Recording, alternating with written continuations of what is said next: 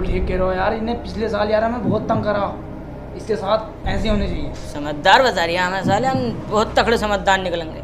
देखो भाई साहब, जायज जो होता है 2% होता, पर मुझे 5% ही चाहिए और कटौती बिल्कुल नहीं चाहिए उसमें।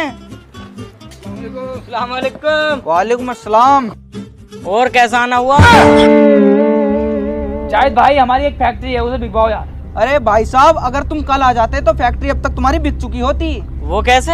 हमारे एक जानने वाले हैं, उनके पास एक फैक्ट्री तो है, उन्हें दूसरी फैक्ट्री की जरूरत है, पर अभी वो काम से बाहर गए हुए हैं। आप संडे के दिन आ जाओ, वो मिल जाएंगे। मैं तुम्हें एक राय दूं, तुम प्लॉट को खरीद के बेचा मत करो। प्लॉट खरीदते रहो जितना दिल करे तुमसे, इससे बिजनेस बढ़ता। यार वो भी चलना है, फिल्म देखेंगे लैपटॉप में। अरे जाहिद भाई है क्या? अब कहाँ है ये भोसड़ी का, 1 बजने को है। अरे यार ये खड़े तो हैं तुम्हारे इंतजार में।